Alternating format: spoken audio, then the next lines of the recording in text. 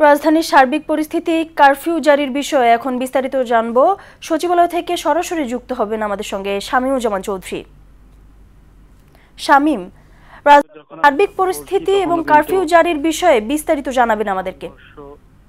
আপনার সঙ্গে যখন কথা বলছি তখনও কিন্তু এই মুহূর্তে থেমে থেমে সংঘর্ষ চলছে। সচিবালয়ে যে এলাকাটি রয়েছে, প্রেস ক্লাব, পল্টন কিংবা সচিবালয়ের পিছনে যে এলাকাটি রয়েছে প্রেস ক্লাবের সামনে, এই অঞ্চলে কিন্তু ধাওয়া পাল্টা ধাওয়া, সংঘর্ষ, পুরো এলাকাটা কিন্তু এই মুহূর্তে রণক্ষেত্র হয়েছে। কিছুক্ষণ আগে ইসলামী আন্দোলন বাংলাদেশের পক্ষ থেকে একটি বিশাল মিছিল বের করা হয়। এরপরে ছাত্রলীগের সঙ্গে ধাওয়া পাল্টা ধাওয়া হয়, যুবলীগের সঙ্গে, এরপরে শিক্ষার্থীর ব্যানারে যারা রয়েছে তাদের সঙ্গে কিন্তু ধাওয়া পাল্টা দেওয়া হয়। সব মিলে যদি বলি যে সচিবালয়ের এই এলাকাটি কিন্তু এই মুহূর্তে পুরো রণক্ষেত্র অবস্থা বিরাজ করছে এবং সকাল থেকে কিন্তু যে গাড়িগুলো সচিবালয়ের ভেতরে ঢুকেছে সেই গাড়িগুলো কিন্তু এখন পর্যন্ত সচিবালয়ের বাহিরে যেতে পারেনি। সবগুলো গাড়ি কিন্তু অফিস ছুটি হওয়ার পরেও সচিবালয়ের ভিতরে রয়েছে এবং কিছু কর্মকর্তা কর্মচারী কিন্তু অফিসের মধ্যে আটকা পড়েছেন। তারা কিন্তু কেউ এই মুহূর্তে বের হতে পারছেন না। এছাড়া আমি যদি দুপুরের এবং বিকেলের কিছু পরিস্থিতি আপনাকে জানাই, সেটি হচ্ছে যে